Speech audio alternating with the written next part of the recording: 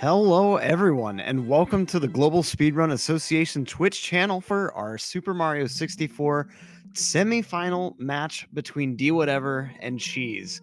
I'm Electric, calming this match with Shantastic, and gotta say, this is just a super hype match. Two titans of this game facing off, all or nothing, best of three. Someone's going to come away from this moving on into the finals. The other person, unfortunately, eliminated. I mean, what are your thoughts before this match? Who do you think is going to end up prevailing here? It's hard to say. Good to be here with you, Electric, and so excited to be commentating this. It's going to be real exciting. I mean, we're talking definitely the strongest and most consistent 70-star runner, pretty much active right now, versus, I would argue, yeah, but almost definitely like the strongest historically, the strongest long-form Mario 64 player of all time. So, like, I think this is going to be I imagine this is going to go 3 games. It's all going to come down to like what kind of cheese we see show up today. I think Dwhatever is going to be doing exactly what he's done this entire time. And we're probably going to be seeing like anything between a 47 and a 49 come out from D. And it's just going to be about like, are we going to see 49 cheese or 48 cheese today? And then what kind of Dwhatever we're going to see as well.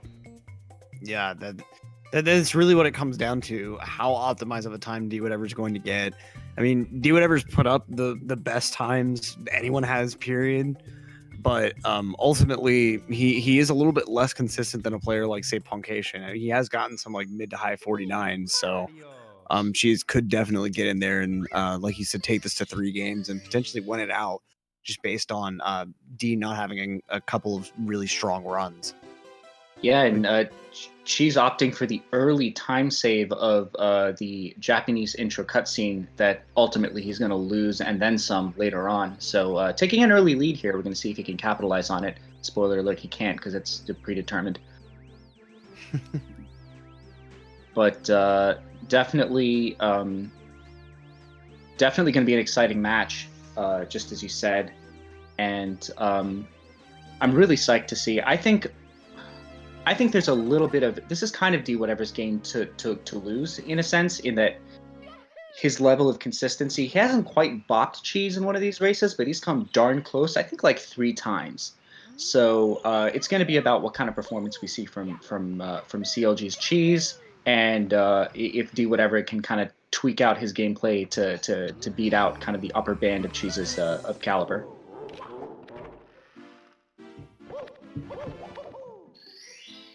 And we're going to be seeing these players go right into Bob-omb Battlefield. I'm a little curious as to, I mean, Dwhatever said he's definitely not going for Island Hop in this match, and it looks like neither player is going to do that.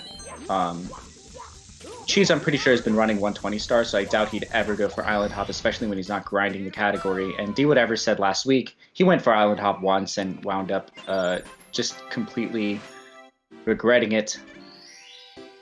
Yeah, not really a point in going in a race. Like, I mean, it's only a 4-second time save on castle movement at the end of the day, so it's not really the type of thing that wins a race at most of the time. You don't really see that many races come within 4 seconds of each other. Indeed, and let's get some predictions in. What do you think we're going to see out of these players? I think we're going to see a 12-7 from Cheese and a 12-6 from Dwhatever. I'm going to say 12-7 from both players because I'm always wrong and I want to see both these players get a 12.5. Oh my gosh, Cheese. Couple seconds off. 14-7, okay. Just a little bit of extra change there. I mean, the last decimal is the important one, right? That's the one that changes the fastest. Yeah, it's the first and last non-zero decimal that counts. So as far as I'm concerned, he got a 12.7. Exactly, yeah. And Dwhatever's the one who's playing on JP, and that's why he has a slight edge right now. All right. Now, Dwhatever, the first to advance into Whomp's Fortress. Cheese just behind him, though. Indeed. And a hearty welcome back from anybody who just got hit with that roll of ads. I'd like to rest assured that we won't be advertising anything on the stream except for Golf Clash. Go to onyx.tv/speedrun, download Golf Clash, both players getting cannonless, and earn points for playing it. earn 500 Onyx and get a free subscription. You know, I wonder how long it'll be before some sort of canonless tier trick is found in Golf Clash. It allows you to just hit the ball into the rough and immediately have it go into the hole instead. Yeah, I'd say the predictions are up, and she's taking a bit of a dive. That's gonna cost even more time here. But Dwhatever getting Owl's handily, forging a really nice early lead in Womps. And she's recovering also with the Owlus, ultimately losing a bit more time. Unfortunately, losing a bit more time than he would have with a failed Owlus with that little dive. Probably not a good idea to be playing with one hand, but she's certainly trying to get those Onyx with his phone in his hand. Probably going to put that down and start focusing on the run. This is the semifinals. And it looks like both players going through that first cycle. A really tight turn there after the coin ring from Cheese. Losing a little bit of time just kind of with a dusty slide, but I think he's still pretty well fine to hit the cycle. Oh, yeah, definitely. Yeah, it looks like he's fine. Yeah, I mean, these are two players who make the pro cycle look so easy, and... Oh, unfortunate RNG there. And RNG rears its ugly head. And looks like she's going to have to go for... looks like a Piranha Plant? No, he might have... No, he's going to be able to get the box. Wait, no, he's not. He's not. He's completely not. He's going to have to go for a Piranha Plant here. Wait, what did he get instead? Oh, he got the Piranha Plant. Right, never mind. I'm okay. It's been a while. Okay, listen. It's okay, Sham. We all know what day it is. It's... Oh, yeah. Like, that's different from any other day. So Dwhatever headed here into, yeah, just picking up this wild blue star. And, really nice cam there from Cheese, landing right on that barrier there. And Cheese picking up wild blue right after his opponent. And Dwhatever headed up here to fight Mr. Womp. Well, why must these two fight? No one knows. It is written, and so it must be. I've actually done a little bit of study into the backstory of exactly what this fight is all about, and I am currently working on publishing those findings. Definitely more news to come as it unfolds, but more on that later. I'll buy the audiobook when it comes out. She's completing up this chip-off Womp's block happening here. Now, Dwhatever headed to the top of the fortress. Pay attention to his movement here. He's probably going to be pulling out a double jump kick strat. I'll buy the audiobook when it comes out. Nice fence clip there. Let's see. She's completing up this... Oh, no, just pulling out the standard triple. Wants the consistency today. Yeah, Dwhatever was resetting a lot in Womps, and I saw a couple of times on the reset it happened... it didn't happen because of... Oh, but Cheese... Cheese actually went for the double jump strat. What a nice side flip backup. What a backup. I've never seen that backup before, actually, to be honest. But that was really cool. And looks like... Looks like a bit of an echo. That's not funny. Funny. She's having a little trouble on the side flip. 12-5 from Dwhatever on the slide here. And now flying between these two. Dwhatever says himself that he doesn't think he has the greatest of flying. I have to disagree with him. His flying is pretty good, I would say. I'd say his flying is pretty good, but, you know, I'm pretty sure he's assessing himself as the strongest 70-star runner out there. And quite frankly, against the likes of Cheese and Puncation, who have just spent full-time years grinding this, right? Dwhatever took a pretty long break from full-time speedrunning. And yeah, as you can see, he's kind of foreheading a lot of those coins, while Cheese grabbing them with his arms at worst. And look at those pickups. Cheese definitely saves time over any opponent here in Tower of the Wing Cap, but Dwhatever likes to be hard on himself as well. Yeah, just like against anyone else, Cheese probably saves like 1 or 2 seconds, but against Dwhatever, like it's pretty much a tie, honestly. And now D in Dark World. Let's see what he's gonna pull out here. I wouldn't be surprised to see him go for Tsukishima here. This is definitely something he's confident on. Ooh, looks like he's not going to do it. Yeah, not going to mess around with it, especially not with a slower switch press like that. But he is doing the underside elevator movement, headed for Shia Cycle. Yeah, it looks like he is headed for Shia Cycle. And I would be surprised to see, yeah, Cheese definitely looks like he's going for also Shia Cycle. Ooh, there was a bit of a jump there. Might have to go for Shig. Yep, and that's going to have to be... Yeah, nice Shig conversion from Dwhatever, having to take like a bit of a pause due to the amp, I think, there. But Cheese, with really, really good early movement, only lost enough time to have to go for Shig. He's not going to be on a half cycle or anything crazy like that.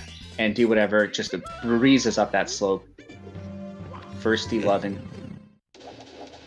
A nice match performance here.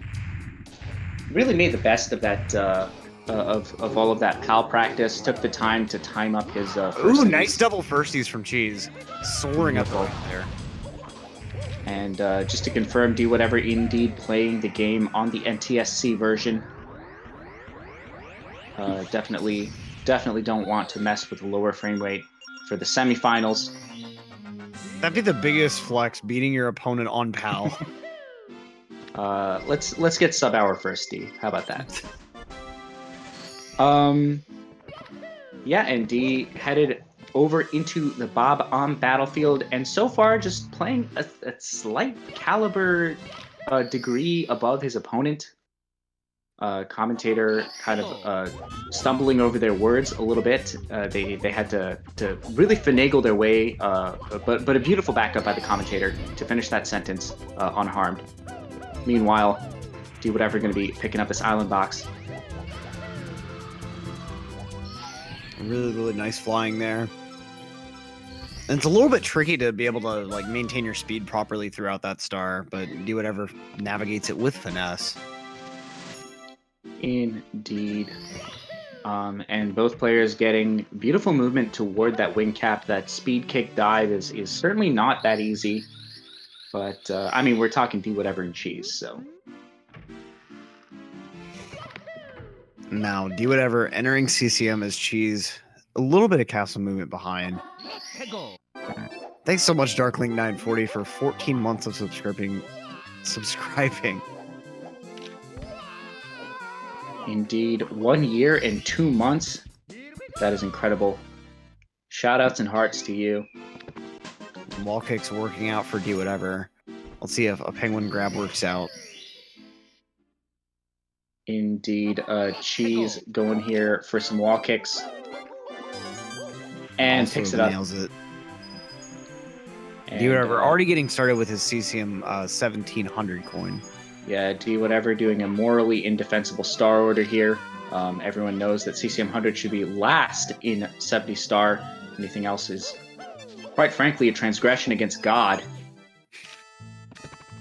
But Cheese actually going to be doing the CCM 18 route. So leaving that potential extra time save from Plus just out on the table. Does look like it, and she's going to be picking up this slide-in away star. And probably going to be opting for, I mean, definitely going to be opting for the single pillarless.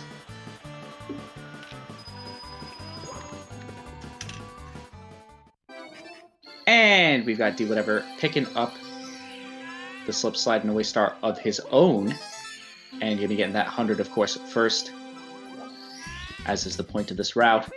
And we'll be doing the standard double Tama pillarless. We'll be surprised not to see him go for Tama plus. Pretty much has only been doing that version of the pillarless trick. And that's one of those tricks where when you grind Tama, the regular version just kind of becomes a little bit rusty. There's no muscle memory there kind of to help you.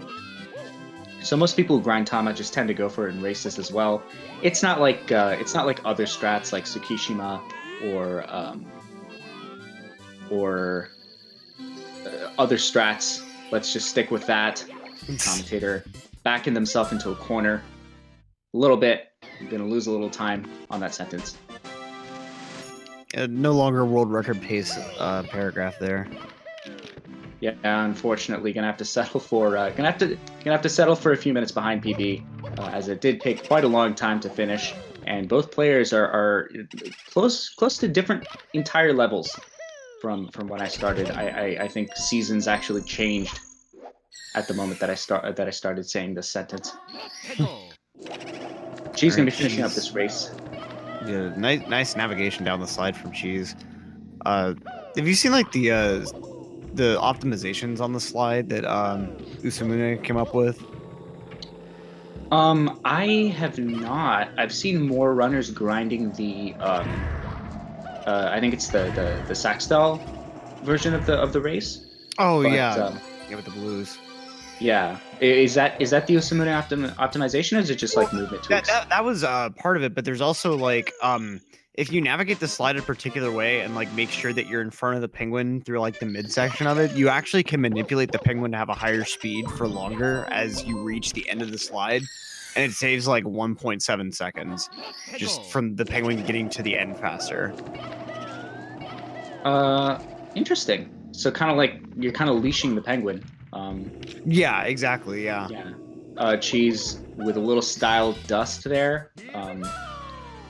Cheese, quite frankly, like Cheese hasn't been making many mistakes, but I just feel like his movement hasn't been on par. Yeah, he's just been bleeding little bits of time the whole time. Yeah, I like to say the inverse of like movement mistakes lose seconds while trick mistakes lose minutes, but it's the other way around for saving time. But it feels like Cheese's movement, like Cheese hasn't been making mistakes, so he hasn't like lost incredible amounts of time, but he's a full star behind right now. And that lead is only going to increase as Dwhatever picks up his US time saves and as well as the double pillarless time saves, right? Exactly. Yeah, so Cheese Captain had a back. Bubble, these routes will converge again in this stage that Dwhatever's in right now. So Indeed, yes. As soon as Dwhatever picks up that secret star, these two players are going to be have their routes synced. Unless Cheese decides to do HMC early, which, I mean, we'll just have to see on that one. It'd be a rare happening. I don't think we've seen that route in quite some time in the league, at least. that said, I have yet to see, since the quarterfinals started, I have yet to see a race where at least one runner didn't lose time um, going for the 50-star MIPS. Every time, at least one player each week has missed MIPS at the 50-star, which there's only really 1 second to save, I think, on HMC late. So if you miss MIPS, you're losing time to HMC Yeah, early. exactly. Steve badly wanting a runner to do BBH skip. What does that route even look like? I don't think I've actually heard about that. I'm sure it'd just be absurd, whatever it is. Yeah, I guess it would be, huh? Yeah, I wonder what you would do. I guess, huh? Yeah, I CCM wonder what you 18 would with do. double plus. Island Hop CCF 18 double plus. I mean, Island Hop doesn't get you an extra star though. Yeah, Island Hop doesn't get you an extra star, but it allows you to. I would imagine you do THI Reds or SL Reds, right? I guess you'd have to do Advanced both faster. since you wouldn't be able to go upstairs without having to take the HMC entrance. Right. I feel like that's entirely possible. So it Yeah, must yeah. be I an think you can't do HMC early HMC late. route. Yeah, it's just you just do Toxic Maze. Yeah, interesting. You just do Toxic Maze and then also SL Reds as the second sub. During that detour, do whatever, getting like 2 stellar pluses and Yeah, do moving whatever. right along to lethal lava land. Yeah, Dwhatever's time up pluses were just fantastic. Just like beautiful, really. Cheese picking up his final SSL star, and a little less than a star behind. Not doing too badly. It's gonna be the quickest stars that Cheese picks up now. So Dwhatever's lead probably gonna slim a little bit as we get into the longer stars. here. Yeah, I mean, his At lead the end of the really basement. pretty much is only 15, 20 seconds at this point. Well, okay, a little bit more than that, probably like 30, but it certainly isn't insurmountable, especially without a major mistake. Yeah, for sure. Dwhatever certainly does not have this set locked up. That said, we can clearly see the difference in the consistency. All right, D headed towards the volcano now. And we're going to She's be losing a seeing lot of speed on that log rolling star here. and a long jump boost coming out from D. Actually surprised. He has been doing this throughout the playoffs.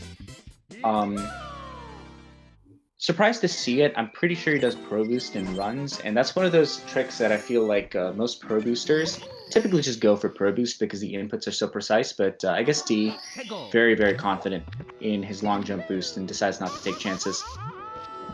Yeah, I mean, the long jump boost is just so mad consistent. Like, there's no real reason not to go for it. The time save that you're... She's taking a big fall there. Cheese falls! Looks like she's going to be going for a mulligan here. And manages to get it.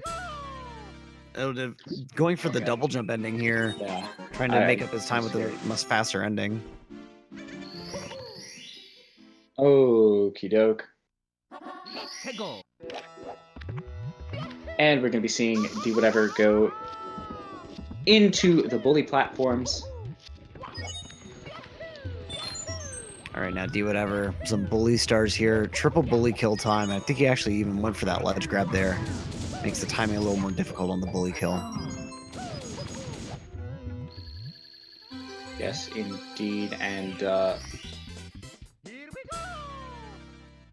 looks like everything going fairly smoothly aside from that. And, you know, as we're seeing this kind of one-star almost sync shows Dwhatever just comfortably ahead, but definitely not running away with it yet. Very nice ledge. Oh, nice almost ledge grab skip from Cheese. And now going to be having some issues with the big bully. Following him into the lava. And Dwhatever, meanwhile, having some issues. Oh, well, what? Hello? Oh, So Cheese nearly taking a death there. No, so the big bully got stuck in between the lava and the platform. Oh, was it the bully glitch happened where he landed in the lava at the same time as the bully?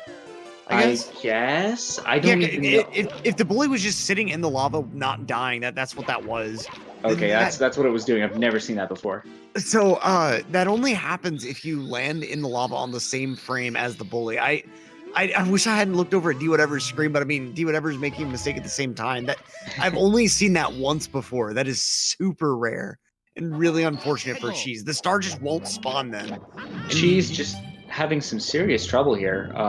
Needs to not hit the bonk here. Does manage to kill that bully the second time.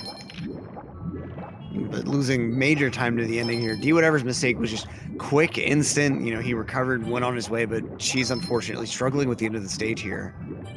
Yeah, I feel like things are just not going very well for Cheese right now.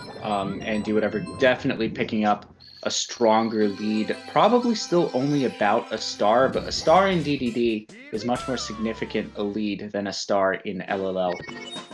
Oh, definitely.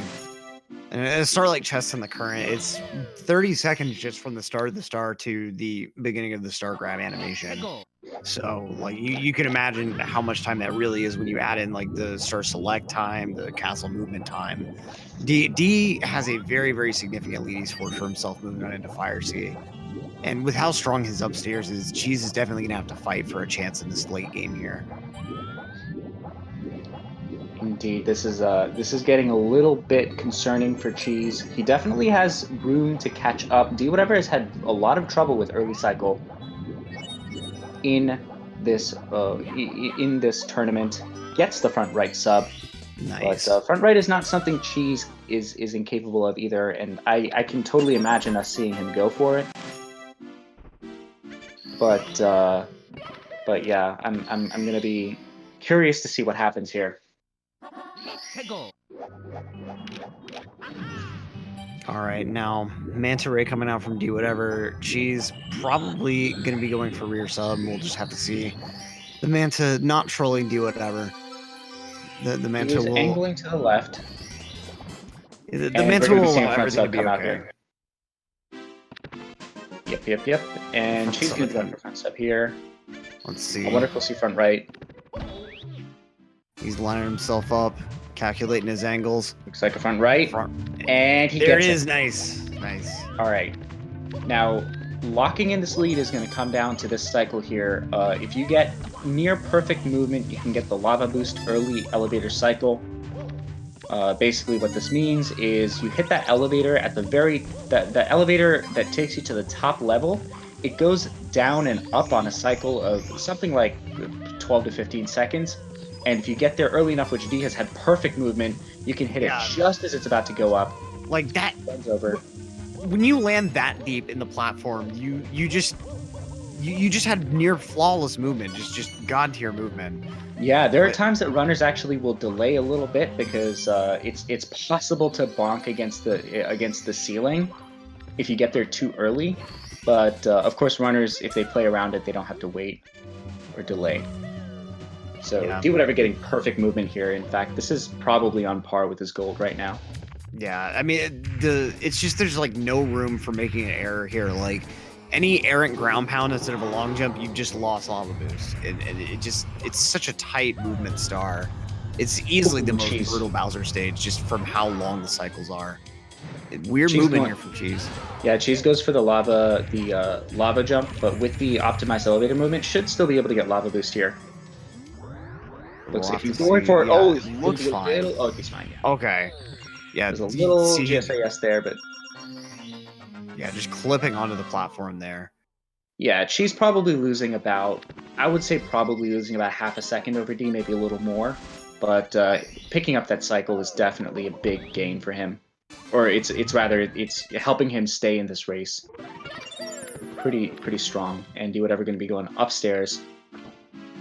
And moving on into Wet Dry World and the 100 coin, the most RNG heavy star in the run. There's just a lot that can go wrong in a very short period of time. This, especially when you haven't practiced quite so much as these guys have. This star can be a very easy run killer right after you get out of just the torment of Fire Sea. And Cheese missing a throw here in Fire Sea. Just brutal. This is the longest throws to miss in the game. And I feel like the bombs are further away from the arena than the other two fights. So, like, trying to get a good, slow enough spin that'll still reach one of the bombs on the edge is pretty difficult. And Kola in chat letting us know that D is currently on pace to bop Cheese right now. And Tago as well. So, D is on third place pace here, 47.30. If he continues to play optimally. I would imagine that pace is compared to his world record time versus some of best, but definitely interested to see how he continues this. Wet Dry World, bit of an RNG fest, and we're about to see Cheese go into it as well. And you just see how like solidly ahead Dwhatever is. Once again, pretty much a star ahead. Cheese starting Wet Dry World 100 as Dwhatever finishes it up. Yeah. And now she's one of the few that don't actually go for Wet Dry World 100 coin first. Gonna be pulling off that nice double jump kick strat here. Someone in chat mentioning that Bullet Glitch may have kind of ruined his mentality, but his performance on this star is showing that he's still pretty well in his own mental driver's seat, at least. Yeah, and I honestly, like, I doubt that Bully Glitch was really what hurt him. I think LLL was just a little bit. There was just a little bit of pasta in LLL. Nothing that can't be gotten over, of course. She's still playing better than probably anybody who's not in the semifinal right now. But he's definitely got like solid moves here, and he's not prohibitively behind Dwhatever. It's just he's got work cut out for him, and D definitely has to make a mistake here, which is not really in his nature. So it's kind of D's race to lose right now. All right, Dwhatever, 38 stars. As Cheese now moves into his own 100 coin here. Indeed, and Dwhatever taking up the top of the town star on the elevated water level. Indeed, top of the town, the only star that is faster with the elevated water level, and Dwhatever re-entering with the water all gone and drained. Clearly there was some kind of a leak. Folks, make sure not to let your personal data leak. Go to nordvpn.org/speedrun to get all new VPN security systems, get a wonderful proxy to hide things like your location, personal data, security. Definitely don't want any of that stuff getting hacked or accessed. Go to nordvpn.org for special deals with the Speedrun channel. And of course, you can always change your region to various other parts of the world with NordVPN's large number of servers, which I personally like to change my region to Russia to catch my favorite Russian crime drama, Novoborski. Amazing. Indeed, you can catch your favorite your shows, your favorite movies, and certainly, and especially if you live outside of the U.S., that is also a great way to be able to get around region locks. Go to nordvpn.org/speedrun to support the channel. And Dwhatever going to the top of the island here. Let's see this island clip come out. Nice and smooth. I never see Dwhatever mess this up. He has this down to a T, and she's finally finishing up What Try World. And we're upstairs, so the stars are speeding up, and Dwhatever's lead is really starting to set in.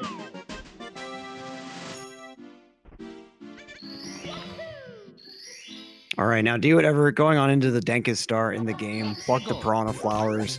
I mean, I'm not saying anything, but these flowers are pretty green, and Mario's just pulling them out of the earth for no reason. Like, I'm just saying. I'm just throwing it out there.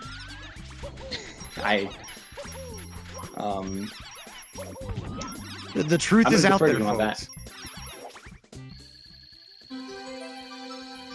The truth is indeed out there.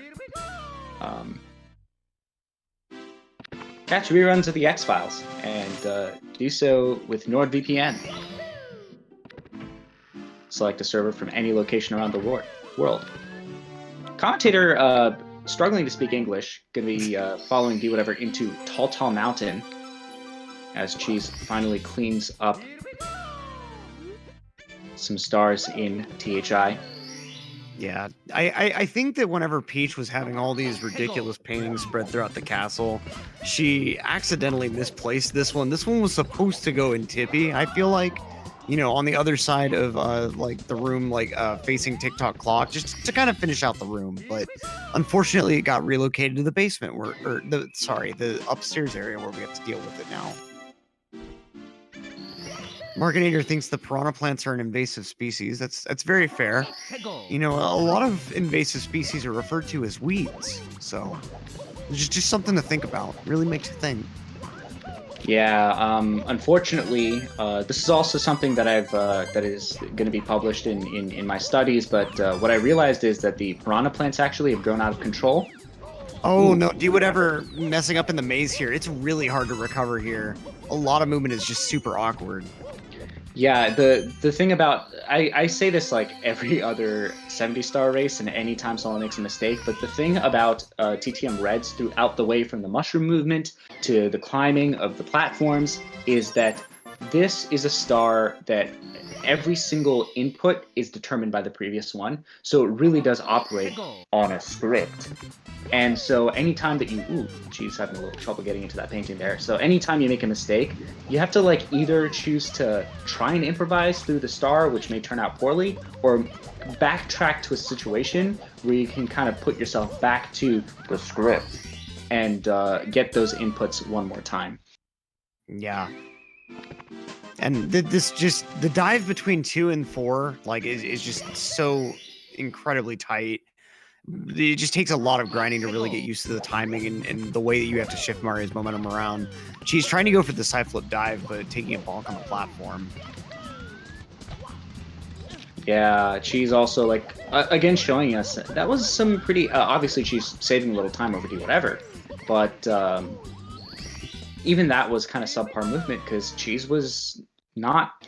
had a couple of hiccups and had to go a little slower on that mushroom. Took a little time to scale, and looks like Cheese is going to be taking the breeze, doing breezeless, or as the PAL French version calls it, a vol au vent. It's not what they call it, but Dwhatever going to be blasting to the Lonely Mushroom here.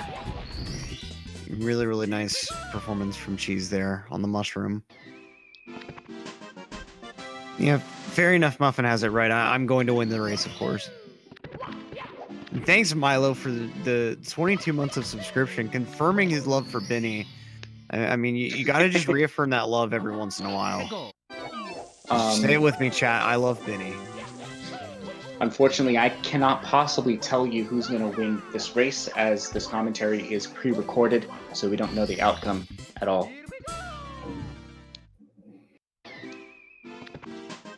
Justice for Milo hashtags coming out here. Apparently Milo has been encased in the chat, being imprisoned brutally. She's going for a log wall kick, and Dwhatever looks like going to be trying to whirl, not from the freezing pond, but from the other side, flanking the box, as is the strategy. Yeah, that box break is incredibly difficult to get. Like it's weird trying to line up Mario on the slope in anticipation for where the box is, and then of course getting a good cam and being able to time that Z press is pretty tight too. Nice! Oh, Dwhatever nearly getting the double jump kick strat there as well. D is just going for a lot of triple jump replacements with a double jump kick of some kind. And he's gotten a lot of the other ones, just kind of an unfortunate miss there, but not losing too much time, just a couple seconds.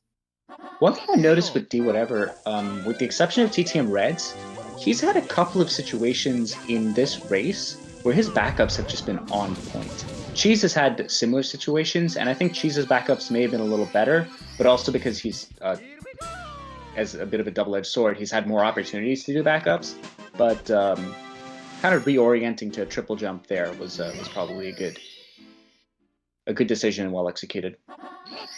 So we're going to be getting a little basement action again. Yep.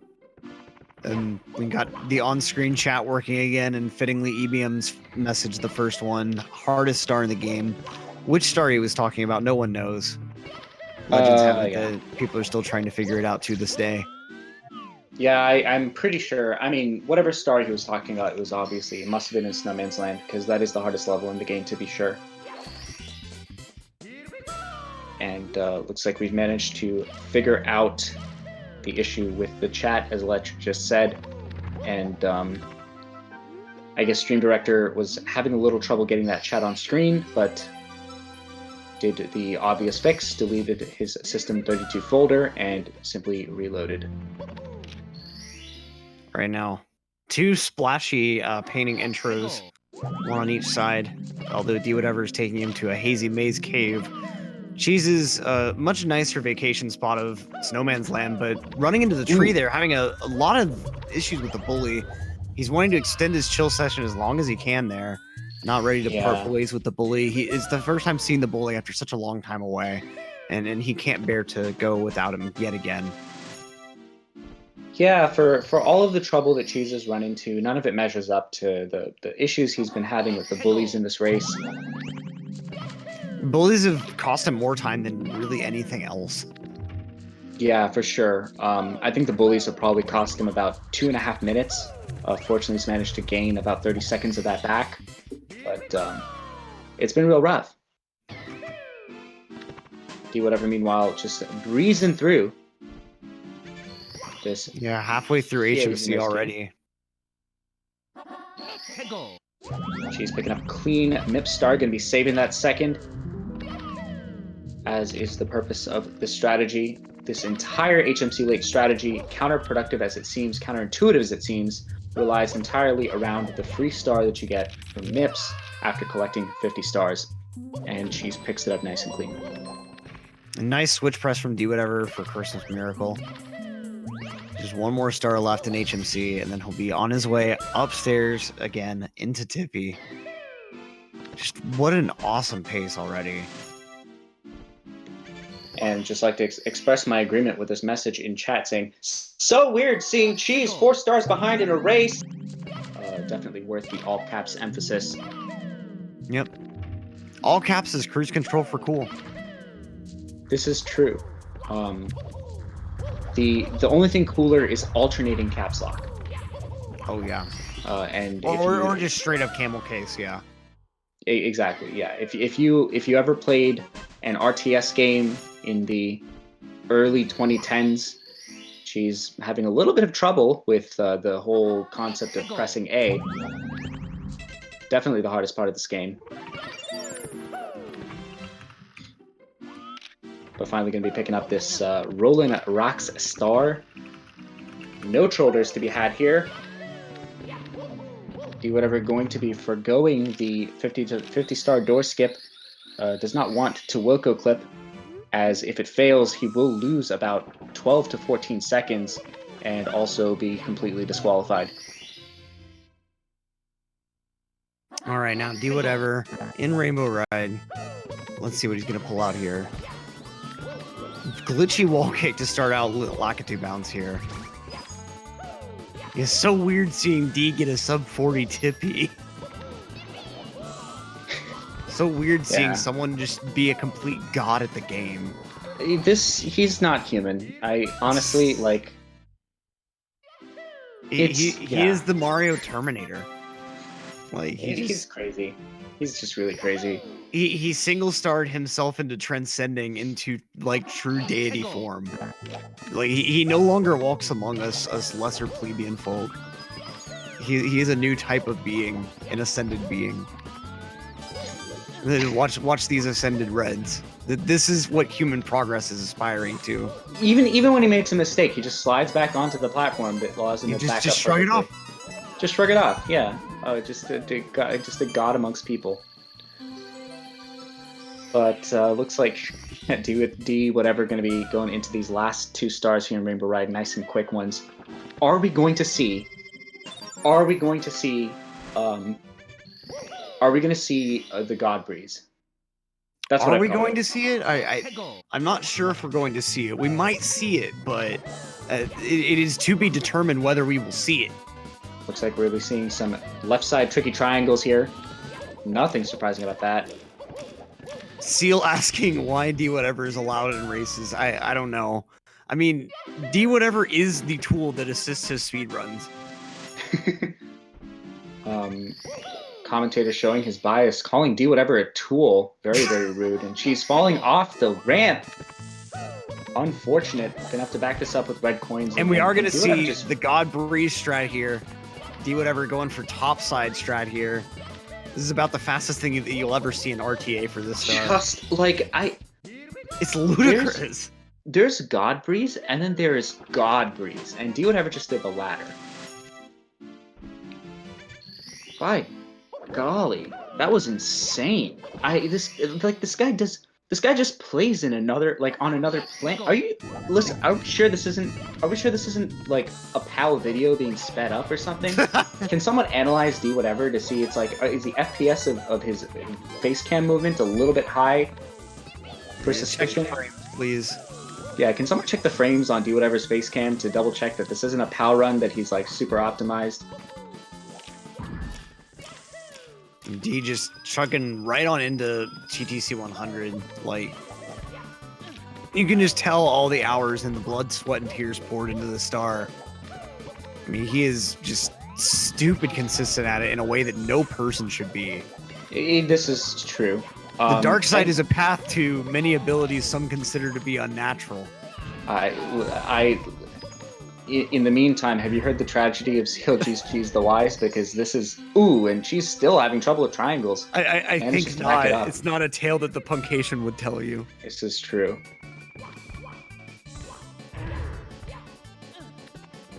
Is it possible to learn this power? Not without TAS. Ironic. He could save others, but not himself. He could save anyone's run, but not his own. She's going for it. Oh my god, and this is rough, and he does manage to make it, and he Oh, does not the manage. ending, just not getting the double jump out there. That ending is just stupid precise. That would have been so beautiful, and Oh, and D just getting an amazing pendulum star. For every stumble that Cheese has, D Whatever is just making huge strides. It's like Cheese. It's like they're both playing that old flashy oh, and he went flop for it again. where you have to figure out how to make a man run, and like Cheese has just encountered the game for the first time, and D Whatever is like a seasoned veteran, just Usain Bolt on Quap. What a weird camera angle for the backup swing into the breeze, but it worked for him. Now D Whatever roll into the cage. I mean, like Back to Quap. it can't be overstated that Cheese was like the original optimized strat runner in the GSA era, but unfortunately, he taught everything he knew to his apprentice, D Whatever, and then his apprentice beat him in the race. I mean, this is what you get when you take someone that has grinded as much single star and has just analyzed and optimized every star in the game as much as D Whatever. Cheese has said it himself before. His passion for 120 star is matched by D Whatever's passion for 70. Ultimately, 120 is Cheese's baby, and likewise, D Whatever's baby is 70. So it's inevitable that this time would come, and D Whatever would be able to supersede the king. Indeed. You know, I just D is just on another level in this category. It's really, really, really crazy. He has one more star to go, and he hasn't even crossed the 4. He's gonna enter before 45 minutes. Like, this is just an incredible run that we're seeing from D to start out this 3-game set. Like, this is just such a power play, and it's hard to play against something like this because I'm sure Cheese is probably just feeling crushed and like not really seeing a way to be able to best his opponent when he's pulling out such a strong run as his opener here. Remember that world record pace has a failed Bowser throw, so like D Whatever's like world record is barely dead right now, barely dead. D can easily bop Cheese and Tago right here. Yeah, like this is gonna be an insanely good time as long as he gets like a flawless bits. Commentator risking a bit of a curse there, but I'm not going to do the same. I'm not superstitious. I'm just a little stitious, okay? I like that. She's picking up this TTC 100. So far going okay. Decides to go for the long jump wall kick strat. A little bit safer. So D Whatever can get a faster 70 star time in this race than any other person aside from him has ever gotten. Just let that sink in here. Let that sink in. This man is like really opening up a new era of 70 star optimization. Like no one has ever gotten a world second place time, or rather, no one has ever gotten a better time than any other runner in a GSA race. Before. Okay, we're on genuine race record pace at least right now. Yeah, we're here talking we go into the Bowser record. fight here. Oh man, this is ridiculous from D Whatever. This is actually incredible, and okay, let's see it happen. World record is not dead. World record is dead, but world record is not what we're talking about here. Commentator said 3 different sentences. World record is not dead. Oh my god. Okay, that's the race record right there.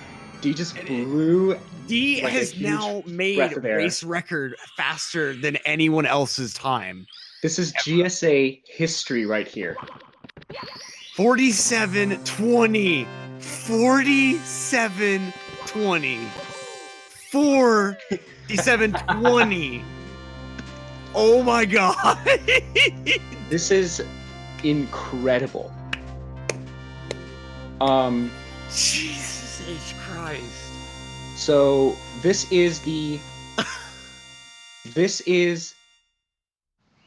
second place, the highest time that anybody except D Whatever has gotten in 70 star is Puncation with 47-23. She's just gonna BLJ up. That's the only way that you end off against this. Really impressive BLJs from someone who like pathologically hates them. So 4720 isn't so 4720 is better than the second place time on the leaderboards. I believe it's I want to say it's like the third or fourth. I think it's the fourth best time ever gotten, or maybe fifth. There's been a 4711. I think he's had like another 47-1X. I'm not exactly sure. Yeah. So I think it's 4711, 4708, 4715, and I think he's gotten one other 4720. So he might be tying the fourth best time ever gotten. Choked 4719 to the star grab. This is so true. He could have gotten the third place, and she's falling a little bit, going for that moving right side. No island hop. Yeah, I mean, 4 seconds with island hop potentially saved right there. That would put it 1 second behind his 47-15. Like, that just, wow. This guy is incredible. Listen, everybody. Let's bake a delicious cake. She's just messing around with the end of bits. Yeah, for sure. Well, I need some water before this next race, so I will be right back. Indeed, and so Dwhatever. I mean, like, oh gosh. So Dwhatever's pace was something around 47.32 going into bits, but of course had a missed Bowser throw in his world record, and she's just playing around a little, going for a jump dive. Like I said, folks, like, don't be surprised. Do not be surprised if we see a game 3 here.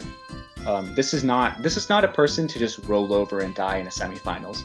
Cheese, I think, is Cheese undefeated in semifinals so far in GSA? I'm not exactly sure.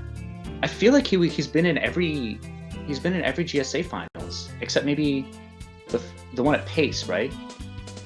Wait, no.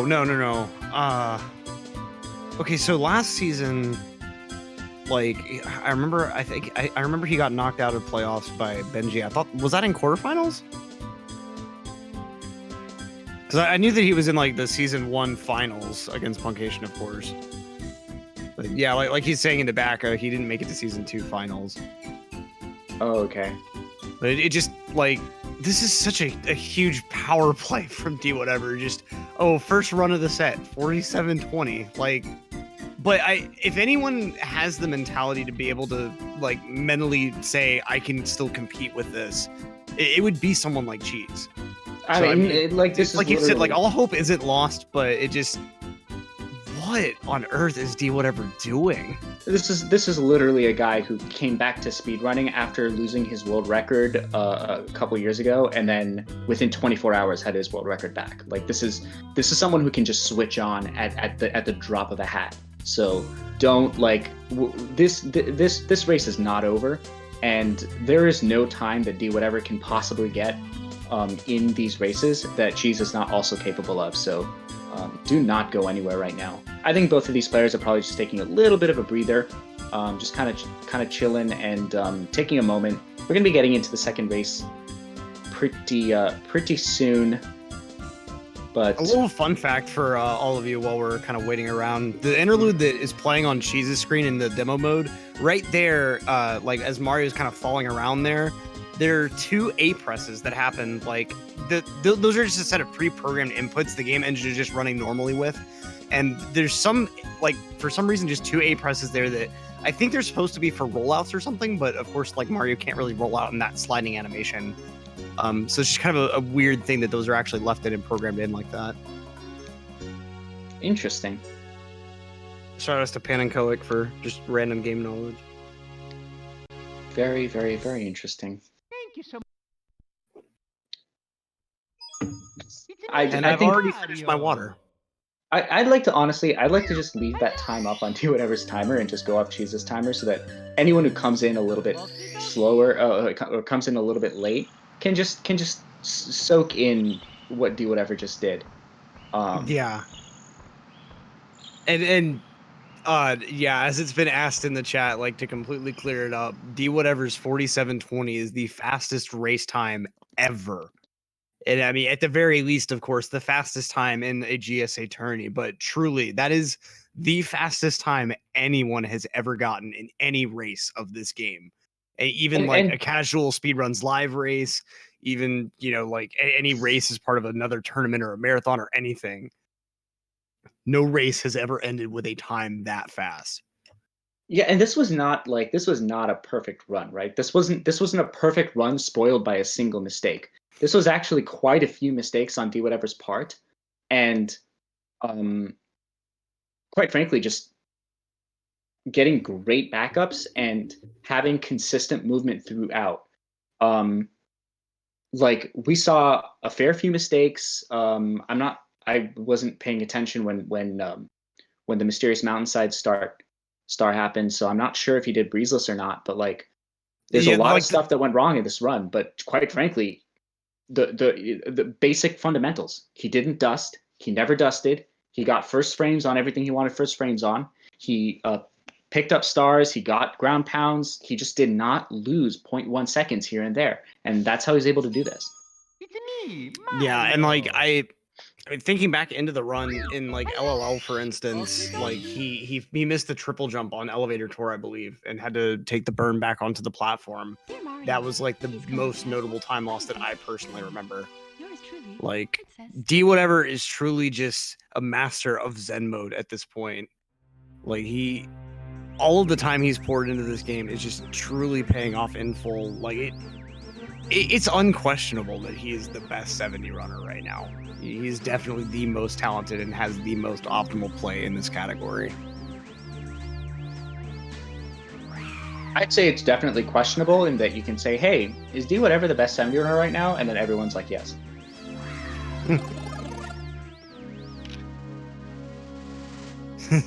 So Mario. Paper skill. Any other robot can do it too. Indeed.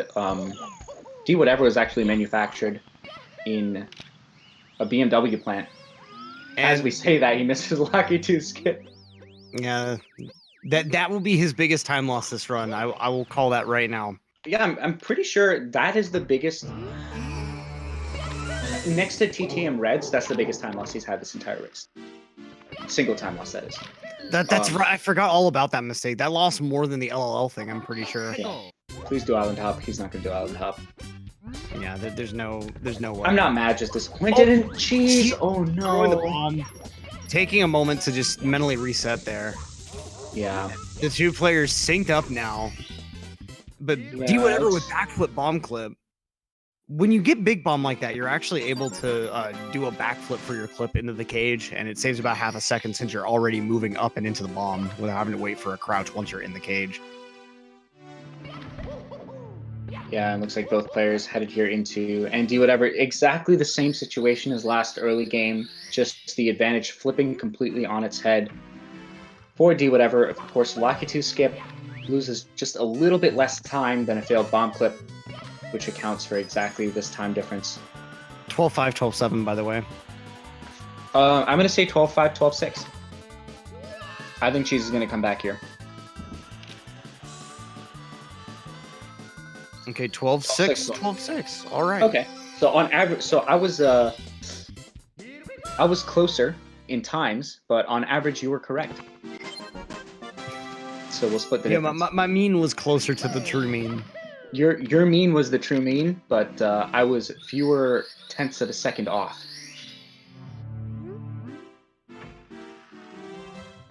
And EVM's scared of numbers, even though he's got one in his name. EBM a little bit traumatized, having the number 9 in their name, but sometimes getting it confused because all of those are upside down numbers. So not sure if their name is EBM 9 or 6WQA. A logical interpretation. Nice cannonless from both sides here. Beautiful cannonless. And now we're going to be probably moving on into Outless, maybe 100 coin.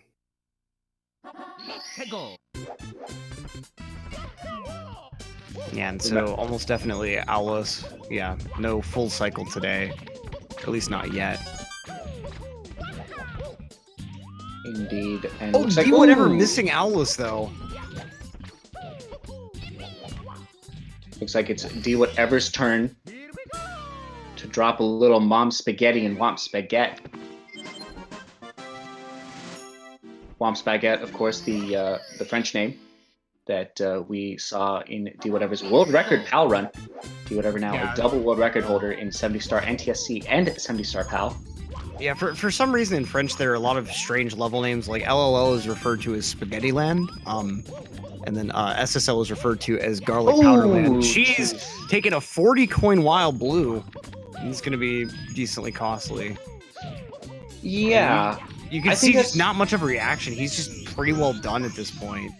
Well, to be fair, that's only about I'd say maybe an 8-second time loss. You don't lose. Oh wait, I guess if since he goes for Pro Cycle, it's a little more. So yeah, definitely unfortunate, but loses about 10 seconds. Nothing like horrible, but definitely not how you want to start an elimination game. Yeah, now Dwhatever already done with 100 coin as she's kind of trails off at this point. Yeah, but very clean Pro Cycle. Despite D making some mistakes, Cheese is giving him a lot of room to make those mistakes. Yeah, and Cheese missing a red coin there. Gonna have to back that up. Yeah, kind of awkward, It's a little rough, but able to make it work really, really well. But Cheese is doing. Remember what I was talking about with, D did not have a perfect run last time, and he made a lot of mistakes, but just quite frankly had fantastic movement. Cheese's movement so far, and we're only 5 minutes in, but Cheese's movement is so much better, I think, than what we were seeing at the end of that last run. So I definitely like what I'm seeing here from Cheese, and if he can just rein in those mistakes he's making, I think that the movement there's a lot there to work with. Oh yeah, definitely. Dwhatever, Electric clearly not entertained for Cheese's gameplay here. While Dwhatever goes up to chip off Womp's block. Ooh! Oh, she's sliding on down. So she's just got affected by a dumb rule that is part of why this game is so hard. Whenever Mario is sliding down a slope like that, you have to wait for at least 4 frames before a jump input will register. So all that happened there, I guarantee it, is she's just hit A little early. And then after that, Mario has built up enough speed that once you're able to react and try to jump again, it doesn't matter. You'll just slide right down without being able to actually get up there, even if you are able to get a jump out.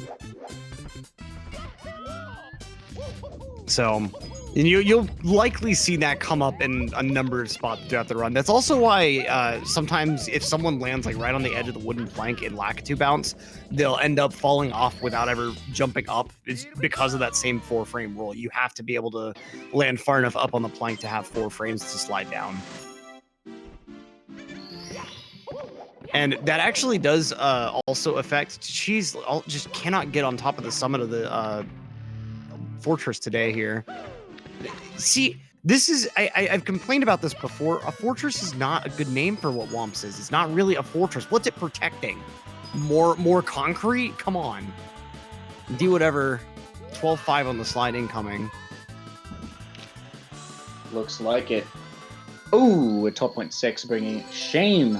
But that situation there is just proof that should not be called a fortress. The word fortress wasn't even coming to my mind. I'm gonna say 12-7 for Cheese. Womps and what? What'd you say? I said 12-7 for Cheese. Oh, okay. Well, you're wrong. It's a 12-6. Okay, well, listen. Oh, game, why don't you just let me be cocky, please? Please? Every now and then, Shantastic ticks off a W. And then life just goes on. Dwhatever once again with just horribly suboptimal flying. Am I right? As Dwhatever would tell you. Wow, that was a beautiful text box skip though. Yeah, the rollout skips that he does is just insane.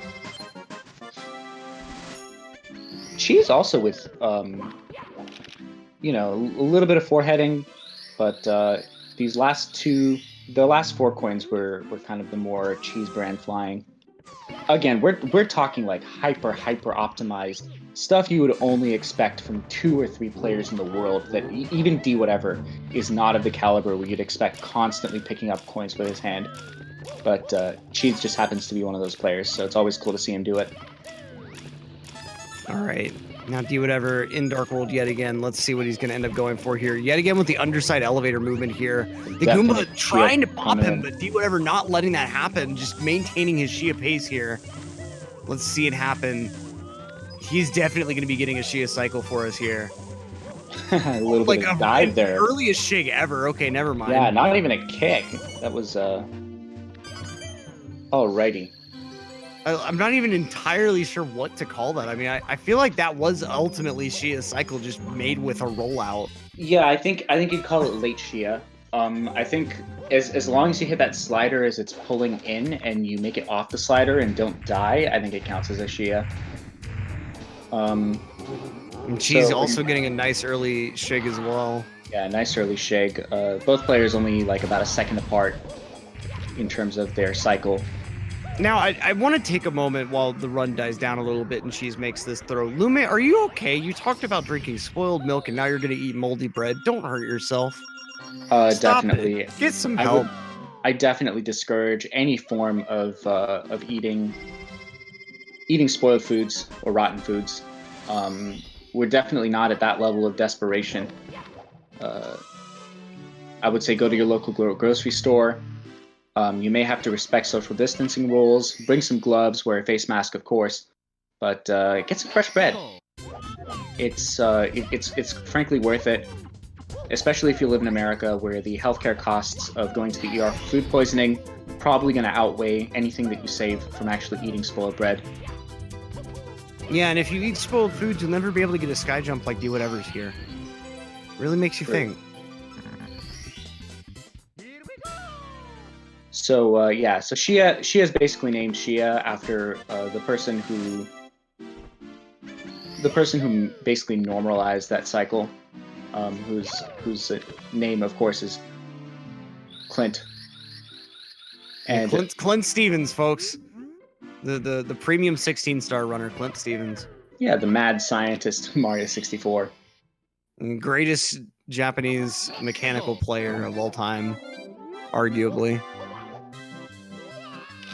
I am super excited to see Shia get back into attempts for the first 14. I think he's got a pretty fair shot at being the first 14. Chat confirming that Shia is indeed Clint. I knew there was a reason that he does not use face cam. And some ZFG Smugs coming in. Wow. And Lume has agreed to eat fresh bread, so my goals as a commentator have been accomplished. I told myself when I started this gig, if I could prevent one person from eating spoiled food, then my goal as a commentator will have been fulfilled. And you just saved that day has now come. So this will now be my last match. I will never commentate again now that I've gotten one person not to eat spoiled food. It's been nice knowing all of you. You just saved a human life, so don't let anyone tell you that Mario 64 commentators are not essential workers. Dwhatever going to be going here into this CCM 100 coin.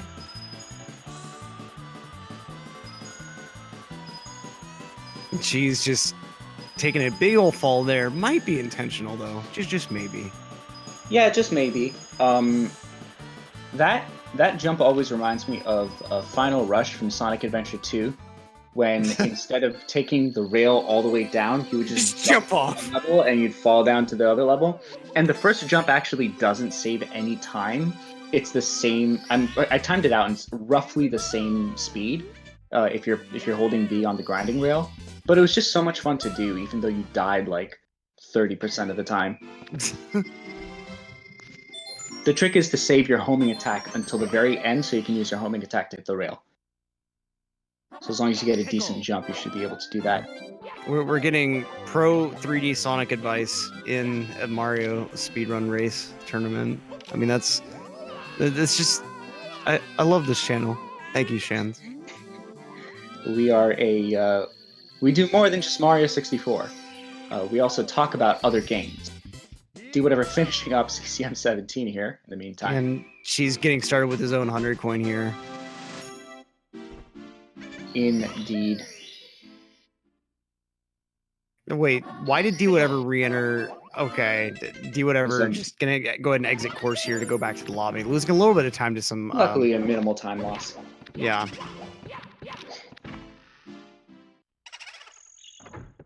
So we're going to be seeing the big, beautiful house. Yeah, Benny's Brew House here. Indeed. Or as I personally like to call it, bouncing on my boy's haunt. God.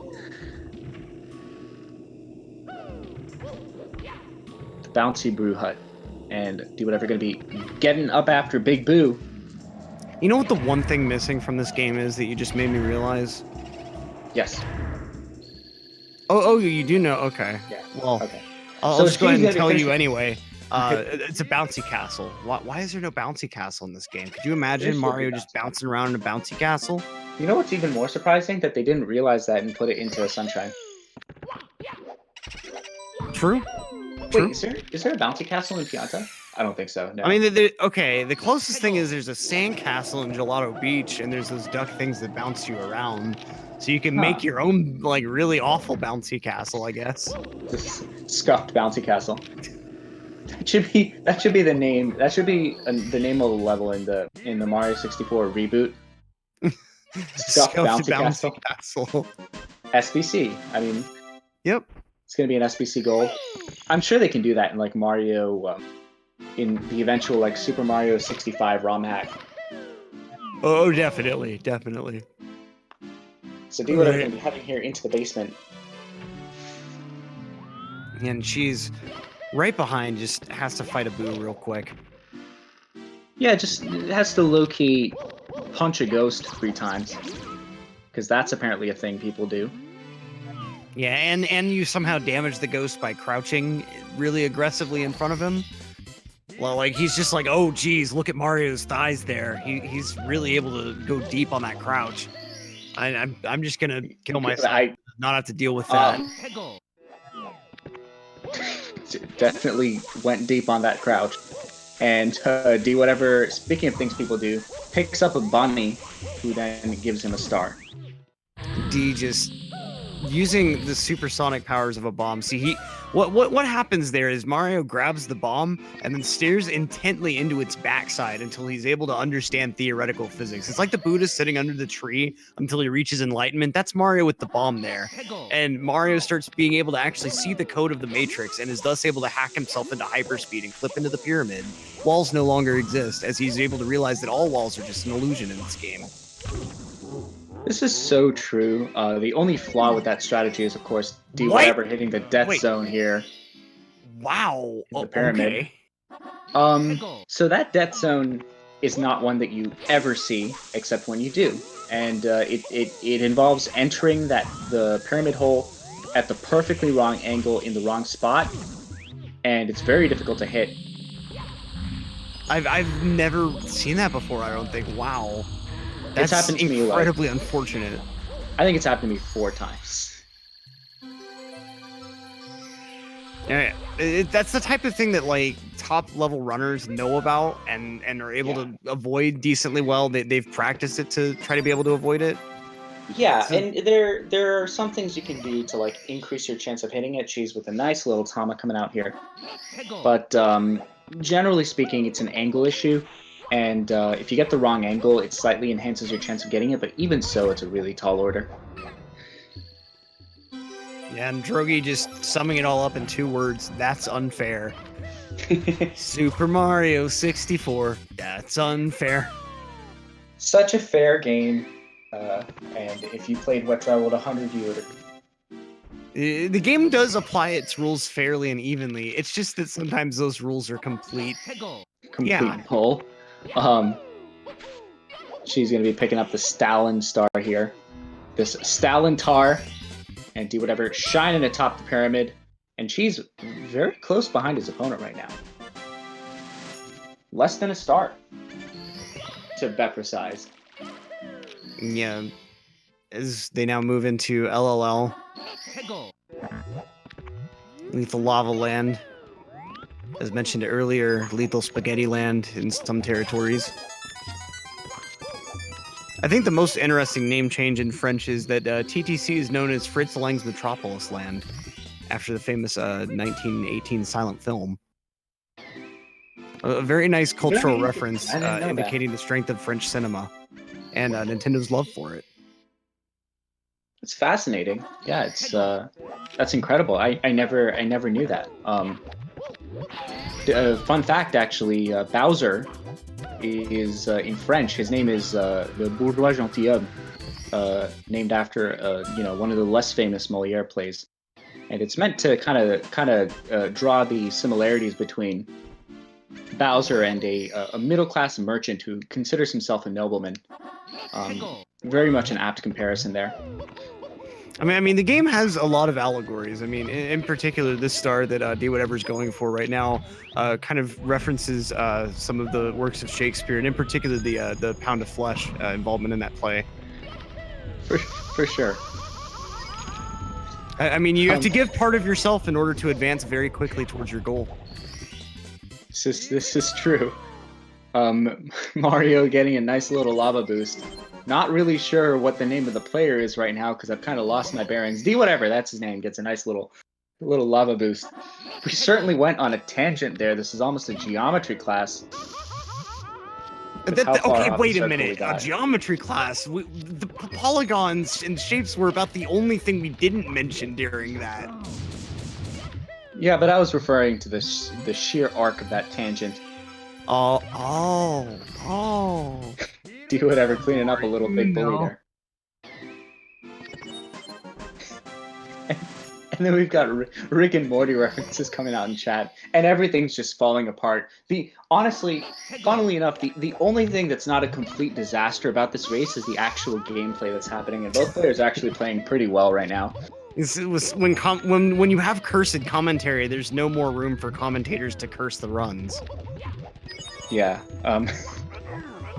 People talking about what the names for Bowser's levels are in different games. Fun fact: Bowser in the Dark level is in this game in French is called La Trou Foncée de Bowser. A fun fact for all of you: the concept of Bowser in the Dark World came from the first time the dev team showed Shigeru Miyamoto this game. They did it to him in a dark room as a bit of a surprise, and he thought it was so funny that he encouraged him to make a Bowser stage based on the dark room. So that was it. And then later they all went out for drinks and had a good laugh. Now Bowser in the Fire stage is based on a hazing prank that Miyamoto did in college. That there's a bunch of NDAs signed around it. We don't really talk about that. If you've ever played The Floor is Lava as a kid, let's just say that they take it to a different extreme in Tokyo universities.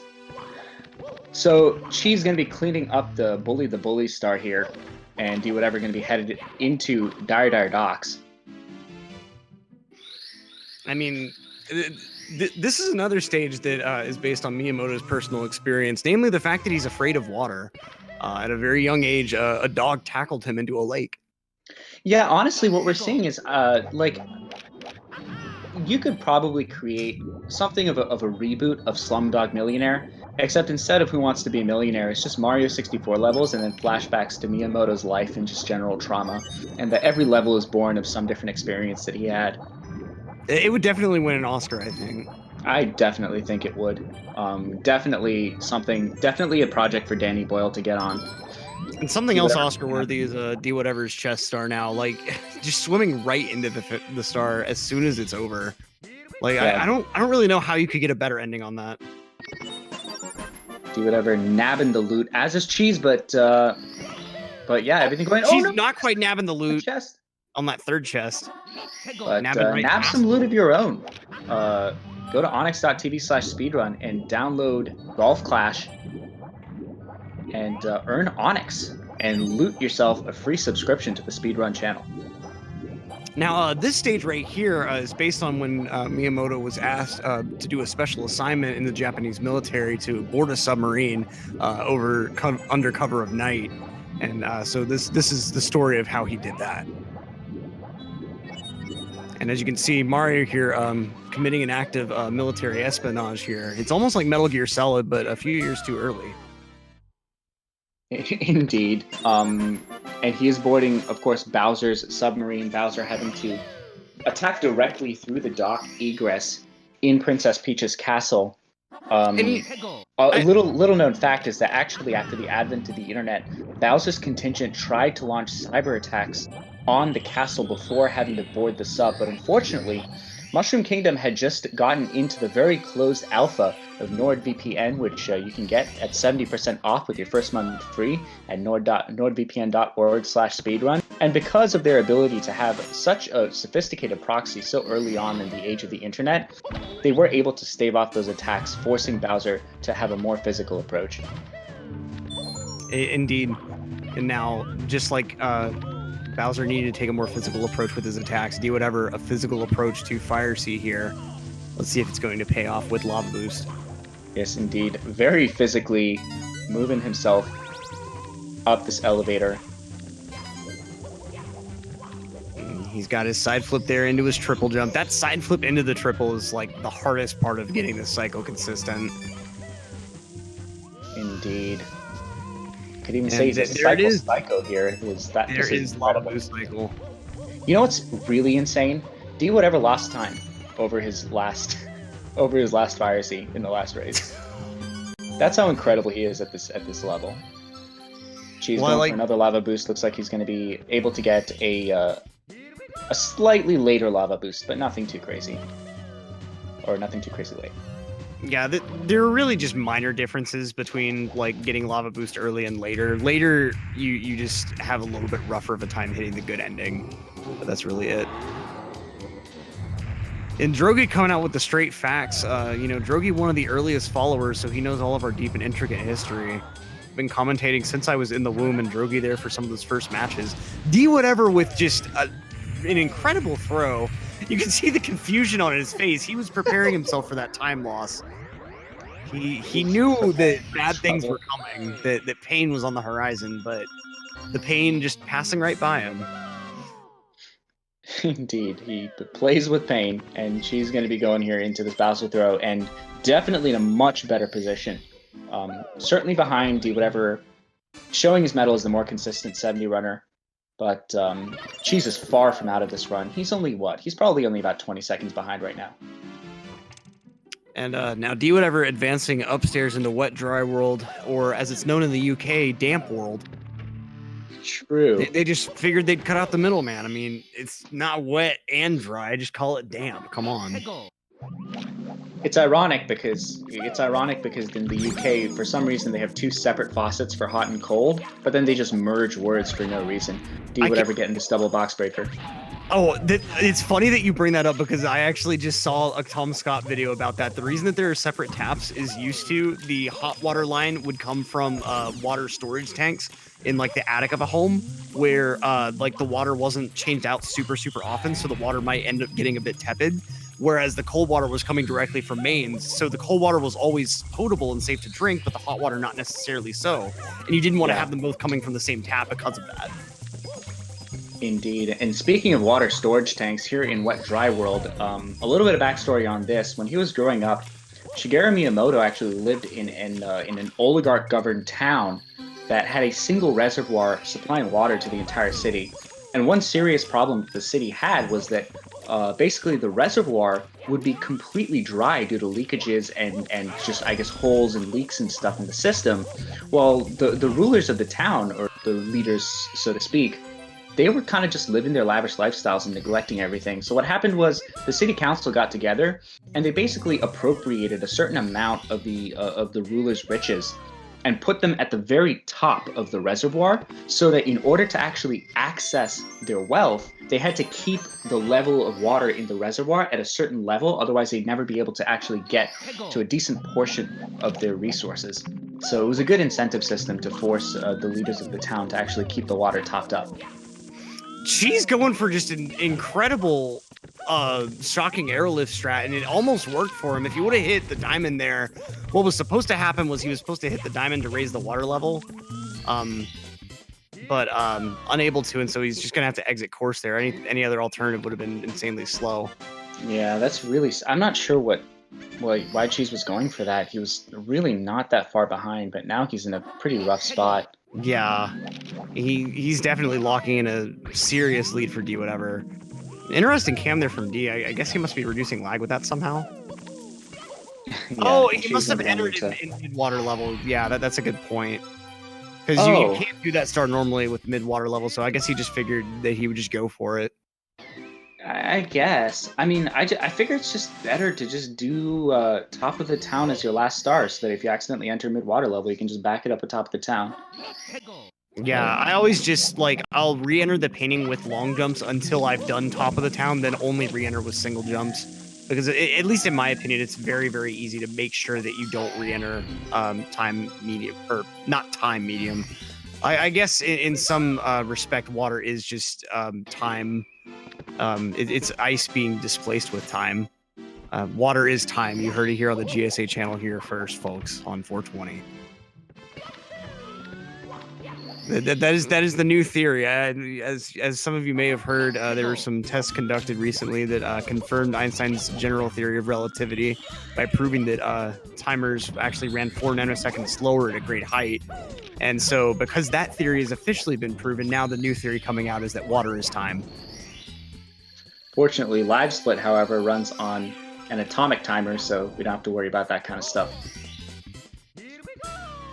She's going to be picking up the secret star after 100 coin. Chat's asking, what are we even talking about anymore? Look, I'm really thirsty. Okay, I drank my whole glass of water that I got during the break. Yeah. And so this whole time I've just been really thirsty, and that's all I can think about is water. And on one side of my screen here, all I see is a town full of water. And then Wet Dry World, which is an island surrounded by water. And then Tall Mountain, which is a mountain with water in the middle of it. There's just a lot of water going around in this particular level. And then it fits this level of the castle. It ends with just a land that is made of frozen water. And to answer in chat, Superbud, yes, Dwhatever did win the first race, and that's what that one denotes. She's pulling out secrets now. Ooh. A surprisingly difficult star for just kind of a boring, uneventful stage. It's a very input-heavy star. There's a lot of different things that you have to do at this top level. You're reducing lag. There's a lot of inputs you have to put for that third secret. It's actually deceptively difficult for sure. Yeah, like you said, that third secret is just really, really brutal on inputs, especially if you're trying to go for the lag reduction. It just...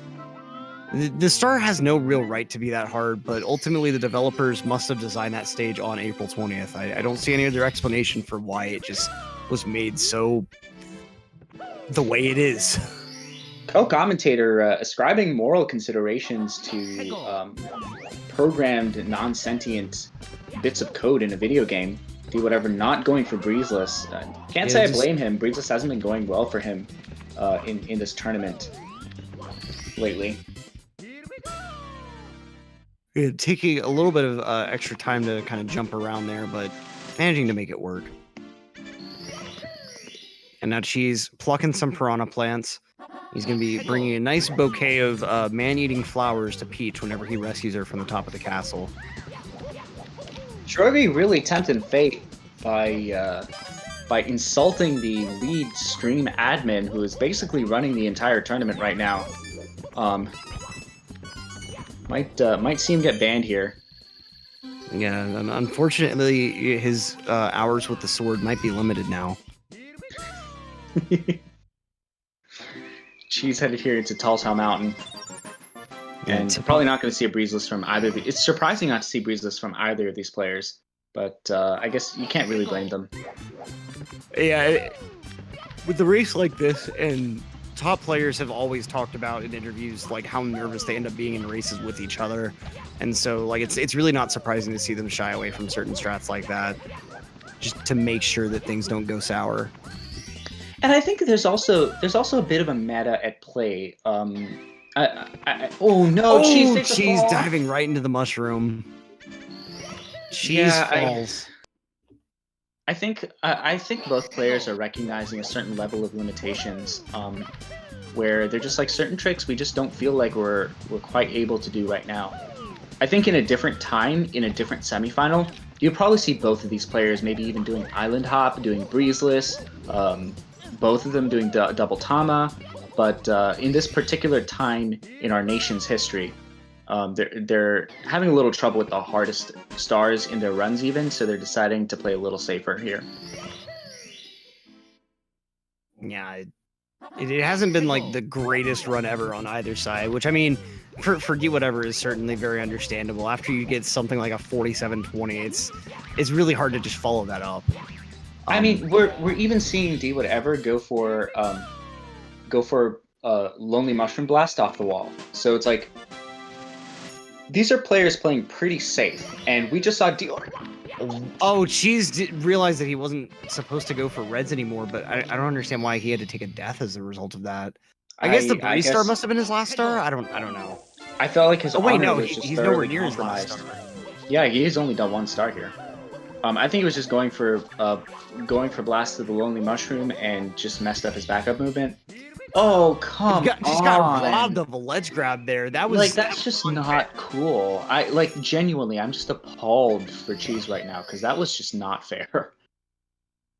And then just going to be diving right off the side. Just really, really unfortunate TTM for Cheese right now. As Dwhatever just speed kicking his way through Snowman's Land here. And Cheese is about 5 stars behind. I mean, like, no race is over till it's over for sure, and Cheese is always capable of switching it back on.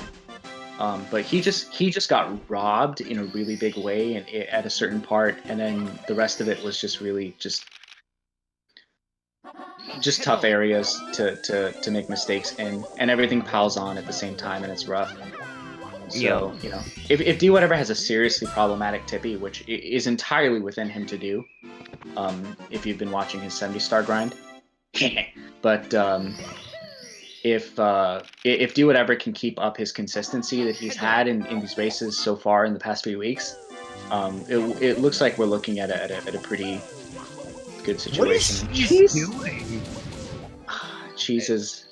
He's trying some sort of weird alternate strat here. I don't know. I think he's just decompressing for a moment. He knows that this is going to be a tall order to. Ooh, getting a firstie there that just completely robs him of any hope on the strat. I don't think. I think it's rough. I think Cheese probably just doesn't feel like he can win this race anymore. I would say it's within reason that he possibly could. I just, you know, it's hard to play when you're this frustrated from a bunch of things going wrong at the same time. But looks like Cheese is getting back into it.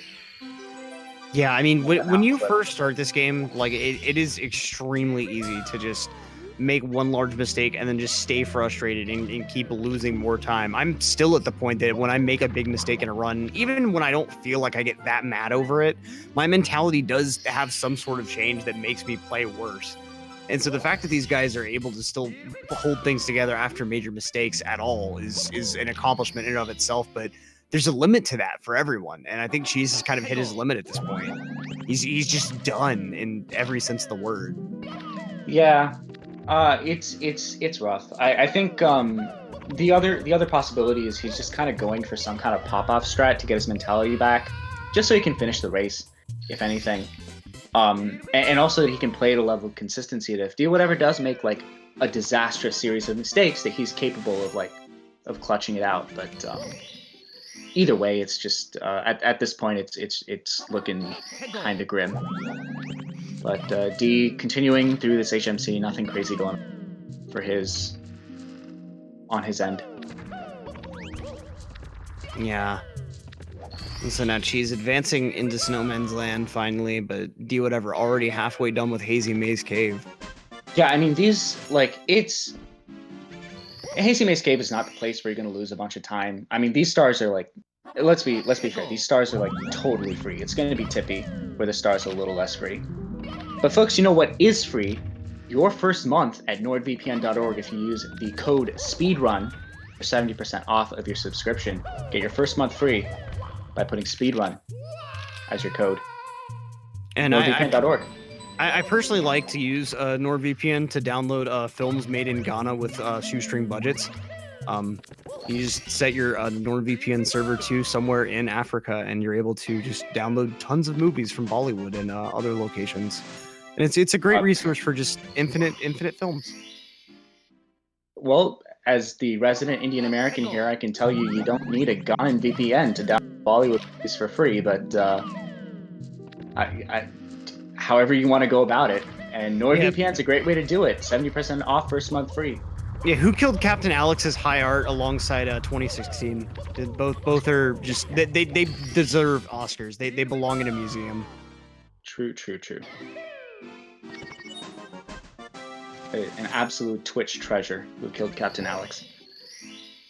Dwhatever going to be headed up into Tippy. I guess a save quit from Cheese. I'm not sure exactly what that was, but he was back on the file select screen. So.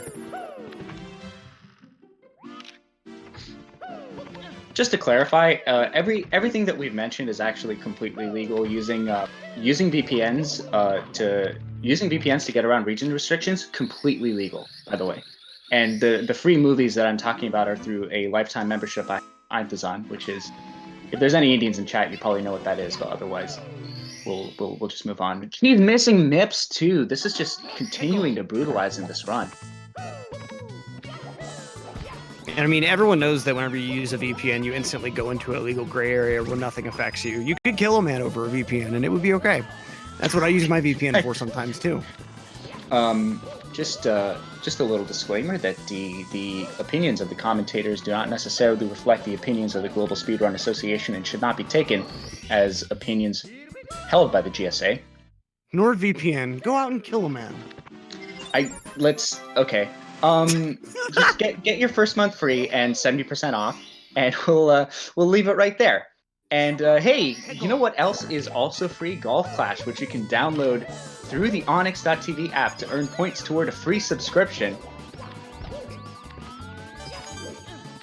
I can't believe I haven't broken until now. Jeez. Dwhatever, having a little bit of trouble here on this particular star, and oh man, just a commentator looking for things to talk about.